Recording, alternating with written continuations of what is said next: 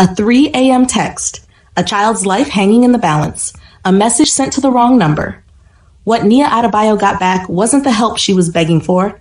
It was a 6-hour countdown to her own destruction. She had just texted the one man her ex stole from, Kwon Tae-joon, a titan of the Korean underworld. Now she had to trust a killer to save her from the monsters her ex had created. But before we unravel this story, welcome to Afro-Korean Soul Tales. If you believe in fated encounters and second chances, hit that subscribe button. Your support is the heartbeat of our channel, and we promise to bring you stories that stick with you every single day. It was 2:47 a.m. The silence of the apartment was a living thing, thick and suffocating, broken only by the ragged, shallow breaths of her daughter. Nia Adebayo's world had shrunk to the glowing digital thermometer, 103.4 degrees.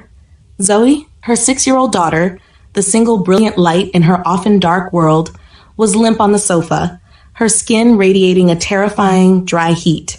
For 3 agonizing hours, Nia had been fighting a losing battle.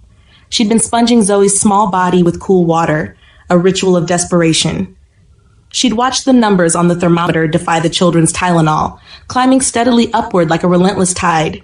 She had prayed to a God she wasn't sure was listening. She needed the emergency room. Not in an hour. Not in 10 minutes. Now. But the universe had conspired against her. Her 2008 sedan, her only link to the outside world, had died 2 weeks ago. The mechanic had sucked his teeth and quoted a repair of $800. $800 was a fantasy. It was groceries for 3 months. It was an impossible mountain. Her ex-boyfriend, Malik, Zoe's father, had promised. He'd sworn on a life she no longer believed he had. I got you, Nia. I'll send money this month. For Zoe. He'd given her a new number, claiming he'd lost his phone again, a flimsy excuse she was too tired to fight.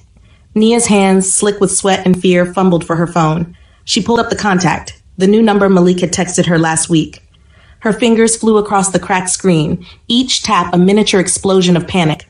I need $200 now. Zoe has a fever, 103.4. I need to get her to the hospital. Please, Malik, I'm begging you. She's your daughter. She hit send.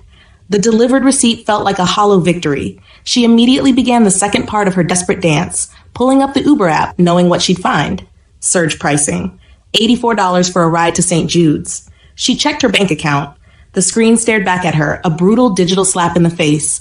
$47.23. How would she pay for the ER visit? How would she even get there? Her phone buzzed, a vibration that shot up her arm and seized her heart. Thank God. Thank God. She opened the message. It wasn't from Malik. Who is this? How did you get this number? Nia's stomach didn't just drop. It evaporated. A cold void opened up inside her. Wrong number. In her panic, in the darkness of the room, her trembling thumb must have slipped, clicked on the wrong contact in her history. I'm so sorry. Wrong number. Please ignore. She scrambled back to her contacts list, her eyes burning with unshed tears, frantically searching for the other number Malik had given her. Where was it? Her phone rang. An unknown number. Against every instinct, against every warning bell screaming in her head, she answered. Her voice was a dry croak. Hello? You texted me about your daughter. The voice was male. Not just deep, but smooth. It was a voice like polished obsidian, devoid of panic, layered with a calm, precise accent she couldn't immediately place. She has a fever. I'm sorry, Nia stammered, pulling the tattered blanket higher on Zoe's shoulder. I texted the wrong person. I was trying to reach her father. Yes, I gathered that from your message, the voice replied. There was a pause, not of hesitation, but of calculation. Where do you live? A spike of pure ice went through her. Excuse me, your address, the voice repeated with no change in inflection. Your daughter needs medical attention. Where do you live? I'm not giving a stranger my address, she said, her fear sharpening into a weak flicker of anger. Then let me come to you. I will send a car. My private physician can examine your daughter. Nia's heart hammered against her ribs, a frantic bird in a cage too small. This was insane. This was a nightmare. Who are you? I am someone who doesn't believe a child should suffer because of her father's failures. The voice said, your address. Now. Something in his tone, a terrifying absolute authority mixed with what sounded bizarrely like genuine concern, made her pause. She looked at Zoe, who let out a pained whimper in her sleep, her small body trembling. I don't even know you. My name is Kwon Tae-joon, he said as if reciting a simple fact. And you are Nia Adebayo. You live at 2847 Maple Street, apartment 3C. You work as a barista at Green's Coffee Shop on Elm. You take the number 6 bus to work every morning at 6:15 a.m. Your daughter Zoe attends Riverside Elementary. Your ex-boyfriend Malik Shaw owes you 4 months of child support and has 3 outstanding warrants in this state. Nia's blood didn't just go cold. It froze solid in her veins. She dropped the phone. It clattered to the floor, the voice still speaking, tinny and distant. She snatched it back up, her hand shaking so violently she could barely hold it to her ear. How? How do you know all that? She whispered, backing against the wall. Because I have spent the last 15 minutes finding out everything there is to know about the woman who accidentally texted my private line at 3 in the morning, he said. His voice was still calm. And here is what else I know. You are scared. You are alone. Your bank account has $47, and your daughter is sick. So, I will ask you again, Miss Adebayo, will you accept my help? She couldn't breathe. She couldn't think. Who are you? Does it matter? He countered. Your daughter has a fever. I can help. It is a simple binary choice, yes or no. Nia looked at Zoe, her beautiful, fading child. She looked at her useless bank account. She looked at the clock on the microwave, 2:58 a.m. No Uber would come. The buses wouldn't run for 3 more hours. Malik wasn't answering. Yes, she whispered, a tear finally breaking free and rolling down her hot cheek. God help me. Yes. A smart choice, the voice said, the calm approval more unsettling than anger. A doctor will be at your location in 12 minutes. His name's Dr. Park. Do not leave your apartment. Lock your door. Open it only for him. He will have identification. He will not be alone, but only the doctor will enter. The line went dead. Nia sat on the floor, the phone clutched in her hand, her entire body shaking. What in God's name had she just done?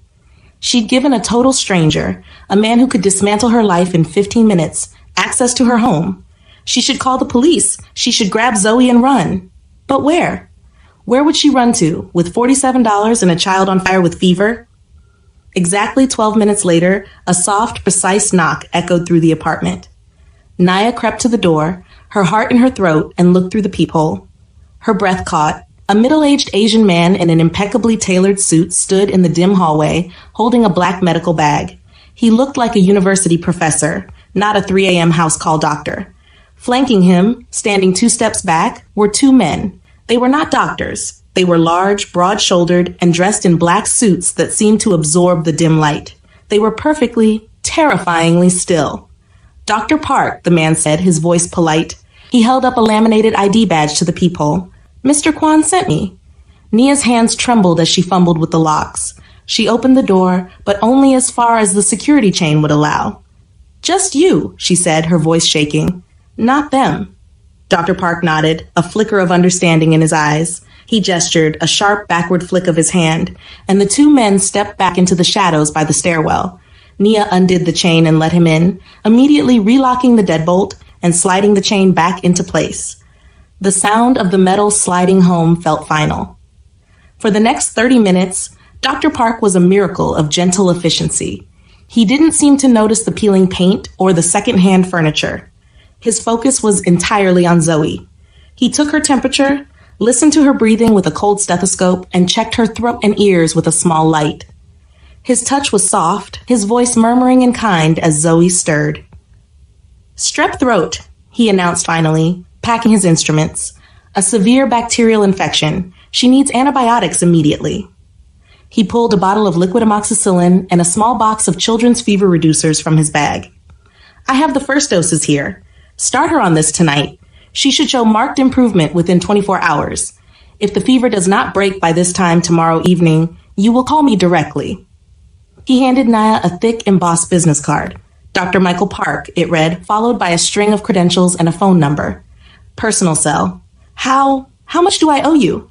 Nia asked, her stomach clenching with the familiar shame of knowing the answer would be more than her bank account could ever handle. Nothing, Dr. Park said, snapping his bag shut. Mr. Kwon has covered all expenses, the medication, my visit. I can't accept that. You already did, he replied, not unkindly. When you accepted his help. He paused at the door, his expression softening with something that looked like pity. Take care of your daughter, Miss Adebayo, and be careful. Mr. Kwon is a complicated man, but he keeps his word. After Dr. Park left, disappearing into the hallway with his two silent shadows, Nia sat on the couch. She measured out the pink liquid and gently woke Zoe, coaxing her to swallow the medicine. She watched her daughter's breathing begin to even out, the panic in her chest finally receding, replaced by a profound, bone-deep exhaustion. Her phone buzzed on the coffee table. A new message. Doctor's report. Bacterial infection, treatable. Prescription filled. She will be fine. It was him. Kwon Tae-joon, the stranger who knew her address, the man who sent private doctors and bodyguards in the middle of the night. Nia typed back, her fingers stiff. Thank you. I don't know how, but I'll pay you back every cent. The reply was almost instantaneous. No need. Consider it a favor. Nothing is free. What do you want? A pause. Then, for now, for your daughter to get well. Sleep, Miss Adebayo. We will talk tomorrow. She should have been terrified. She was terrified. She should have packed a bag, taken Zoe, and run to her sister's place across town, despite the risk. She should have blocked the number and pretended none of this ever happened. Instead, she just sat there. She eventually fell asleep on the couch, her head resting on the armrest, Zoe's small, warm head in her lap. She was too exhausted to be afraid anymore. When she woke up, it was to the bright, intrusive light of morning. 8:47 a.m., and someone was knocking on her door. It wasn't the soft, polite knock of Dr. Park. It was a solid, confident, authoritative knock. Nia's heart leaped into her throat. She gently moved Zoe, who was still sleeping soundly, her fever already down. She crept to the door and looked through the peephole. She froze. 3 men in expensive black suits stood outside her door. In the center was a man she instinctively knew, with chilling certainty, was Kwon Tae-joon. He was tall, almost unnervingly elegant, wearing a charcoal gray suit that probably cost more than her yearly rent. His features were sharp, angular, and strikingly handsome. But it was his eyes that held her. They were dark, intelligent, and seemed to see everything, right through the wood of the door, right into her. He commanded the space around him without saying a single word. Miss Adebayo, he said. His voice was exactly as it was on the phone, calm, precise, and carrying an authority that vibrated in the air. I know you are in there. I know you are awake. We need to talk. About what? Nia called, her voice trembling. About the man whose number you were actually trying to reach, he said. About Malik Shaw and about why you and your daughter are in mortal danger. Nia's hand shook as she fumbled with the locks. She unlocked the deadbolt, but she kept the chain on. She opened the door that few inches, a pathetic, flimsy barrier. What are you talking about? Kwon Tae-joon's expression was unreadable, as if carved from marble.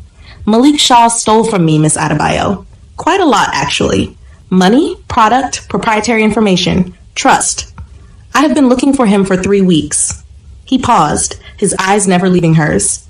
And last night at 2:47 a.m., you accidentally texted my personal encrypted line from a number he gave you, which means he has been in contact with you, which means you are going to tell me where he is. I don't know where he is, she cried, the injustice of it making her bold. I swear, he just gave me a new number last week and? She stopped, her mind racing, the pieces clicking together in a horrifying pattern. Wait, the number I texted, that was supposed to be Malik's new number. It was, Kwon Tae-joon confirmed. It was my personal line, which he stole from a secure location in my office, along with several other items. He has been using it sporadically, foolishly, thinking he was clever. He was not. I don't understand. What does Malik have to do with whatever it is you do? A small, cold smile touched Kwon Tae-joon's lips. Malik Shaw worked for me. Low-level operations. Transport. Then he got greedy. He stole a significant amount of product and cash from a consignment. He disappeared. And now I find out he has a daughter he has been neglecting and a woman he has been lying to. His eyes softened. Just a fraction. You really don't know anything about him, do you? Nia blinked. Know what? That the man who fathered your child is a thief and a coward, Kwon said, his voice dropping. A man who has put both of you directly in the line of fire. Danger? From who? From you. He let out a short, dry chuckle. From me? Miss Adebayo, I am the least of your problems. You are in danger from the other people he stole from, the ones he betrayed before he betrayed me. Kwon Tae-joon glanced over his shoulder, a flicker of impatience. He looked back at Nia. We need to have this conversation inside. You are exposed out here. I am not letting you in my apartment. Then let me be perfectly clear right now, through this door, he said, his voice hardening. There are other organizations looking for Malik. These are not reasonable people. They do not care about collateral damage. They know about you. They know about your daughter, and they will not hesitate to use you to get to him. She scoffed, a desperate, broken sound. You're lying. This is insane. I wish I was. He pulled a sleek black phone from his suit pocket and held it up to the crack in the door. He'd angled the screen so she could see it. It was a photograph. A grainy, long-lens shot of the entrance to Riverside Elementary, her daughter's school. This was taken this morning, 7:32 a.m., he said. 2 men in a gray sedan, watching the entrance. Nia's heart stopped. She felt the blood drain from her face. No, they are not my men, he said flatly. Which means they are his other creditors. Which means... He checked a watch on his wrist, a stunning, complicated timepiece. You have approximately 6 hours before they decide to move from surveillance to more direct action. They will come here. They will kick in this door, and they will not care about the sick child on your sofa. You're insane. Yes, it is insane. But it is also true, he said. So you have a choice, Miss Adebayo. You can lock this door, pretend I was never here, and wait for them to come. Or you can let me protect you and your daughter while we figure out how to solve this problem. 20 minutes later, Nia sat in the buttery leather back seat of a black armored SUV. Zoe, bundled in blankets and still sleeping from the medicine, was beside her, strapped into a car seat that had appeared as if from nowhere. Nia had packed a single duffel bag with their essentials, had left a scribbled note for her landlord about a family emergency, and had texted her sister a single word-coded message they'd agreed on years ago. Cactus. It meant, I'm in trouble. Don't call. Don't look for me. I'll contact you. The man sitting across from her, Kwon Tae-joon, hadn't spoken a word since they'd left her apartment. He was on his phone, speaking in rapid, sharp-edged Korean, his expression dark and focused. Where are you taking us? Nia finally asked, her voice small in the opulent, silent vehicle. Somewhere safe, he replied, not looking up. My property. It is heavily secured. He finished his call and slid the phone back into his pocket. He looked at her. How long were you with Malik? 2 years. He left when I was 7 months pregnant.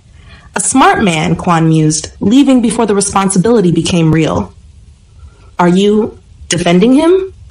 I am not defending him, he said, his voice flat. I am saying he is consistent. He runs when things get difficult, which is exactly what he did when he realized my people were onto him. What did he steal from you? Cash. Narcotics, a client ledger, enough to get himself killed several times over. Kwon Tae-joon's jaw tightened, and he was stupid enough to keep contacting people from his old life, like giving you a phone number that wasn't his. Why would he do that? Why give me your number? Because he is an idiot who thought he was a genius, Kwon said. He likely grabbed a random burner phone from my office during his theft, thinking it was clean. He probably changed 1 digit of his actual new number when he gave it to you, a clumsy attempt to throw people off his trail. Instead, by pure idiotic chance, he gave you my direct, personal line, the one I reserve for my inner circle. Nia processed this, her head spinning. So, when I texted you last night? I thought it was a trap, he finished for her. A rival organization attempting a new, very clumsy, very personal kind of attack. That is why I had you investigated immediately, in the 15 minutes before I called you. Imagine my surprise when the report came back and you were not a rival operative. You were just a woman trying to get child support from a deadbeat. I'm so sorry. I didn't mean to. Do not apologize, he cut her off, though not unkindly. You accidentally did me a favor. Now I know Malik is still in Los Angeles. He is still stupid enough to maintain contact with his old life, which means I can find him. The SUV slowed, approaching a massive 20-foot-high steel gate set into a concrete wall that seemed to stretch for blocks. Armed guards, visible and alert, waved them through. The gates opened silently. This is your house? Nia whispered, staring. One of them, he said. Welcome to your temporary home, Miss Adebayo. The house, if it could be called that, was a sprawling masterpiece of modern architecture, all glass and steel and dark wood, cantilevered over a canyon with a breathtaking view of the city below. It was the kind of place Nia had only ever seen in movies. She carried a sleeping Zoe through marble hallways that echoed with their footsteps. A silent housekeeper showed her to a guest bedroom that was larger than her entire apartment. "You will be safe here," Kwon Tae-joon said from the doorway. "My men will guard the perimeter. No one gets in or out without my express permission." Nia looked at the bulletproof glass window, at the heavy, solid door. "So, we're prisoners." "You are protected," he corrected. "There is a significant difference." He paused and his expression softened again, that fractional thaw. "I understand your fear, Miss Adebayo, but consider your alternative. Would you rather be in your apartment right now, waiting for Malik's other creditors to kick in your door?" Nia had no answer to that. Over the next 3 days, Nia and Zoe lived in a state of suspended reality. Nia learned several things through observation and clipped brief conversations with Kwon. He ran a vast, sophisticated criminal organization that operated under the cover of legitimate businesses: import-export, high-end real estate, a string of exclusive nightclubs. All of it was meticulously legal on the surface, with deep, dark layers of illegal activity running beneath. 2, he was utterly ruthless in business. She saw the way his men spoke to him, with a mixture of abject terror and profit. But he was meticulous, almost obsessive, about keeping civilians, and especially children, out of the crossfire. 3, he had been searching for Malik for weeks, and her accidental text had been the first lead he'd had. And 4, Malik hadn't just stolen from Kwon, he had stolen from at least 2 other major syndicates. Everyone, it seemed, wanted him dead. Why? Nia asked on the 3rd evening. They were in his office, a vast room that overlooked the city lights. She'd been called in to review photos of men to see if she recognized any from Malik's past. She didn't. Why would he do something so stupid? Risk all this? Greed. Desperation. Probably drugs, Kwon Tae-joon said, pouring himself a small measure of amber whiskey. Men like Malik always think they're smarter than everyone in the room. They see an angle. They see a score. They take it. They think they can disappear. They never, ever consider the consequences. And now Zoe and I are the consequences. Yes, he said. He didn't sugarcoat it. Which is why you are here. Safe? For how long? Until we find Malik. Until this matter is resolved. And then what? She asked, her voice barely a whisper. You kill him? Kwon Tae-joon's silence was answer enough. He's Zoe's father, Nia whispered, the words tasting like ash. He is a thief who abandoned his daughter and then, through his own selfish actions, put her life in direct danger. Kwon replied, his voice cold. Do not waste your sympathy on him. I'm not. I'm just... Nia closed her eyes, fighting a wave of nausea. She asks about him sometimes, about her daddy. What do I tell her when he's gone? Tell her the truth, he said, leaning forward, that he made terrible choices and was forced to face the consequences. He leaned back, swirling the whiskey in his glass. Or tell her he finally decided to be a man and disappeared to keep her safe. I do not care what you tell her. But do not let her grow up lionizing a man who was, at his core, a selfish coward. On the 5th day, Kwon Tae-joon's men found Malik. He was holed up in a grimy, pay-by-the-week motel in Riverside, just miles from where Nia had lived. He was planning to flee to Mexico within 48 hours. He had a fake passport, just over $30,000 in cash, and a backpack full of stolen merchandise. He also had plans to kidnap Zoe before he left. He what? Nia couldn't breathe. Kwon Tae-joon didn't just tell her. He laid a phone, Malik's phone, on the polished desk in front of her. His men had already apprehended him. The screen was open to a text chain with a cousin. Need the kid. Only leverage I got left. Thompson won't even know she's gone till I'm across the border. They want the girl. They gotta pay me. Nia's vision blurred, not with tears, but with a white-hot primal rage she had never known she possessed. He was going to take her. He was going to sell her. He was going to trade his own daughter to one of the organizations he stole from as collateral for his debt.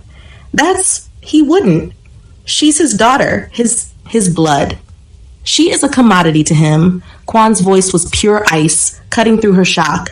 She always has been. This is the man you've been waiting for child support from. This is the man you thought might change, might step up, might one day care. Nia couldn't speak. She could barely think through the storm of fury and profound, soul-crushing heartbreak. What happens to him now? She finally asked, her voice dead. That, Kwon Tae-joon said, steepling his fingers, depends on you. On me? He stole from me. He endangered my operations. He put innocent people, including your daughter, at mortal risk. According to the rules I live by, he dies, painfully. Kwon paused, his dark eyes fixed on her. But you are Zoe's mother, so I am giving you a choice. What choice? I can make him disappear. Completely. New identity, new life. Somewhere very cold and very far from here, with strict, unbreakable instructions to never contact you or Zoe again. He lives, but he is a ghost. He is gone forever. Or I handle this my way, and you never ever have to worry about him again. Nia looked at this man, this criminal, this mafia boss, this stranger who had shown more genuine concern for her daughter's well-being in 5 days than Malik had in 6 years. If you let him live, she said slowly, the words feeling heavy on her tongue. How do I know he won't come back? How do I know he won't try again? Because he will know what happens if he does, Kwon said simply, and because I will be watching. Always. Why? She whispered. Why would you do that for us? Kwon Tae-joon was quiet for a long moment, looking past her at the city lights. Because I had a sister once, he said, his voice quiet, almost pained. She got involved with a man like Malik. He got her pregnant. He got her killed. His debts came due and they collected. He looked back at Nia. She was 23. The baby didn't survive either. I'm sorry, Nia breathed. Do not be sorry, he said, his voice regaining its sharp edge. Just make your choice. Nia thought about Zoe, sleeping soundly down the hall, safe for the first time in her life. She thought about the life she wanted for her. She thought about the question Zoe would ask someday. What happened to my daddy? Let him live, she said, her voice firm.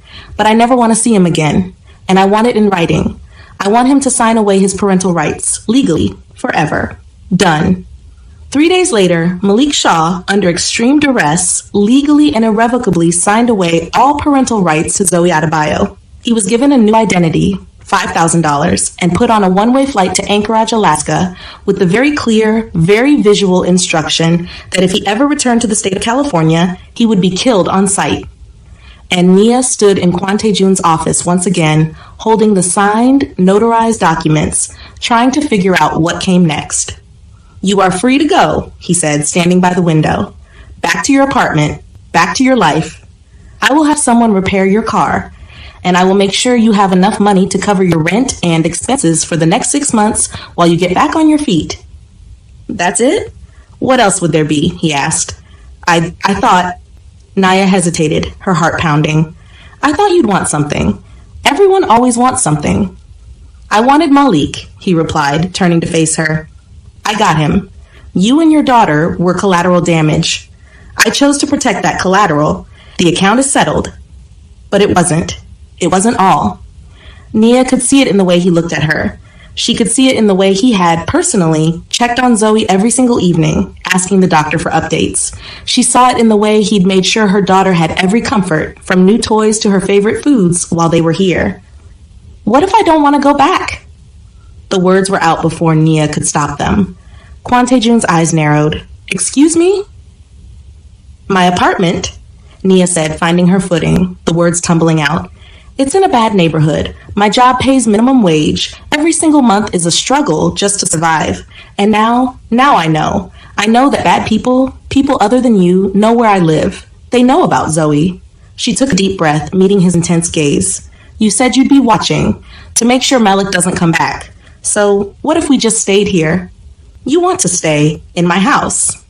I want protection, she replied, her voice gaining strength. Real protection. For my daughter. Nia met his eyes, unblinking. You said your sister died because of a man like Malik. You saved us because you couldn't save her. So save us completely. Give us a life where we are not constantly looking over our shoulder. A life where Zoe can actually be a child. He tilted his head, studying her. You do not know what you are asking. I am asking for safety, for a future, for my daughter to grow up without fear. She paused, then added, I'll work. I'll earn our keep. Whatever you need, cooking, cleaning, I saw you arguing with your household staff. I can manage them. I'm not asking for charity, Mr. Kwon. I am asking for a job. Kwon Tae-joon studied her for a long, heavy moment. The silence stretched, filled only by the distant hum of the city. You understand what staying here means? He said finally. You understand what I am? What I do? You are a criminal, Nia said simply, but you are an honest criminal. And you have treated my daughter with more kindness in 1 week than her own father did in 6 years. This is not a romance novel, Miss Adebayo. I am not a good man who will be redeemed by the love of a woman and a child. I am not trying to redeem you, Nia shot back. I am trying to survive. She held up the papers. Malik surrender. Her father is gone. We have no family in this city. We have no safety net. You are offering us protection. I am just asking if that protection can be permanent. Another long, assessing silence. You will live in the guest house, he said at last. It is separate from the main residence. You will be given a salary. You will manage my household staff. You will ask no questions about my business or my associates. And you will never, ever put Zoe in a situation where she could be exposed to what I do. She is to be kept separate. Always. Do you understand? Done. If this arrangement does not work, he continued, if you change your mind, my original offer stands. I will help you relocate. A new city, a new identity, a clean break. But while you are here, you are under my protection, which means you follow my rules. I understand, Nia said, a wave of relief so powerful it almost made her dizzy. Then, he said, giving a short formal nod, welcome to your new life, Nia Adebayo. 2 years later, Nia stood in the vast stainless steel kitchen of the main house, directing the household staff through the intricate preparations for one of Kwon Tae-joon's business dinners. Zoe, now 8 years old, healthy, bright, and thriving, was upstairs in the guest house doing her homework under the watchful eye of a private tutor. Nia had kept her word. She had become the master of this massive, complicated household. She managed it with a quiet, iron-willed efficiency that even Kwon Tae-joon had come to respect. She never asked questions about the men in dark suits who came and went at all hours. She never commented on the occasional troubling stains that the clean crew had to handle. She never involved herself in business that was not hers. And Kwon Tae-joon had kept his. They were safe. Utterly, completely safe. Zoe attended an excellent private school with its own armed security. They lived comfortably in the beautiful guest house. No one bothered them. No one threatened them. It was a good life, a safe life. It just wasn't the life Nia had ever imagined. The caterers are here, Mrs. Chin, Nia said to the head housekeeper. Please show them to the main dining room. Yes, Miss Adebayo. Nia was reviewing the seating chart, a complex map of alliances and rivalries, when she felt a presence. She felt someone watching her. Kwon Tae-joon stood in the doorway, impeccable in a dark suit, looking at her with an expression she couldn't quite read. Everything is ready? He asked. As always, she replied, all business. Good. He hesitated, a rare, almost imperceptible break in his composure. Zoe's birthday is next week. I know, I'm planning a small party, just a few friends from her school, nothing extravagant. I thought we could do something bigger this year. Take her to Disneyland. Make a weekend of it. Nia blinked. We? If you'd like, of course, he said, looking slightly uncomfortable. I know I am not. He trailed off. I know I am not family, but I thought she might enjoy it. Over the past 2 years, Kwon Tae-joon had been distant, but always present. He asked about Zoe's school every day. He made sure she had everything she needed. Sometimes, 2 or 3 times a week, he would eat dinner with them in the guest house, talking to Zoe about her day, patiently helping her with her math homework. He had become something Ella didn't have a word for. Not a father, not a friend, something in between. She would love that, Nia said softly, and so would I. His expression softened, the hard lines around his eyes easing. Then it is settled. That evening, long after the business dinner had concluded, after the last of the dangerous guests had left, Nia found Kwon Tae-joon on the main terrace, looking out over the glittering expanse of Los Angeles. Can I ask you something? She said, wrapping a shawl around her shoulders. If you must. The truth. Why did you really let us stay? 2 years ago. He was quiet for a long moment, his hands braced on the railing. Because I meant what I said about my sister, he said, his voice low. She died because no one protected her, because the man who should have cared for her didn't, because I was too young, too weak, too late to save her. He turned to look at her, the city lights reflecting in his dark eyes. I couldn't save her, Nia, but I could save you. I could save Zoe. I looked at you in that miserable apartment fighting for your child, and I saw a chance to rewrite an ending. And maybe, he shrugged, maybe that makes up for it. A little. You don't owe us anything. You saved our lives. I know, he said, but you've given us everything. Have I? He asked, stepping closer. I gave you a safe home, a future, protection, everything you asked for. He was very close now. What about what you didn't ask for? Like what? She whispered. Instead of answering, he closed the small distance between them. He cupped her face, his thumb brushing her cheekbone, and he kissed her. It was soft, careful. It was hesitant, like he was afraid she would break or run. It was a question and an answer all at once. When he pulled back, his eyes searched hers. Like that? He said, his voice rough. Something you didn't ask for. Nia's heart was a drum against her ribs. How long have you... 2 years, he admitted. Since the first day you stood in my office and bargained for your life, but I waited because you needed time, because you needed to feel safe, not cornered, because I needed to be more than just gratitude. It's not, she breathed. Then what is it? Nia let out a shaky laugh. It's insane. I texted you by accident. You're a mafia boss. I'm a single mother from the bad side of town. This shouldn't work. But it does. But it does, she agreed. He kissed her again, deeper this time, a kiss of passion, of promise, of two broke worlds colliding. And Nia let herself believe, for the first time, that maybe, just maybe, wrong numbers could lead to exactly the right places. 3 years after that kiss, 5 years after that desperate 3 a.m. text, Nia Adebayo and Kwon Tae-joon were married in a small, private ceremony on the terrace of the house overlooking the city. Zoe, now 11, was the flower girl, beaming as she walked down the aisle. You know what's funny? Nia said to her husband during their first dance, her head resting on his chest. What is that, my love? If I had texted Malik that night, she started, smiling up at him. If I'd actually gotten the number right, none of this would have happened. Zoe might have died from that fever. I'd still be in that apartment, struggling, scared, and alone. He smirked, pulling her closer. Then thank God for wrong numbers. Thank God for you, she whispered. Thank God for desperate mothers who accidentally text mafia bosses at 3 a.m, he murmured against her hair. Nia laughed, a loud, full-bodied, happy sound. That is going to be a hell of a story to tell at dinner parties. He grinned. We don't go to dinner parties, Nia. Right, because you're a criminal. Because we're criminals, he corrected, his eyes dancing. You married me, you are now complicit. Well, she joked, her cheeks heating up. That's the best decision I ever made.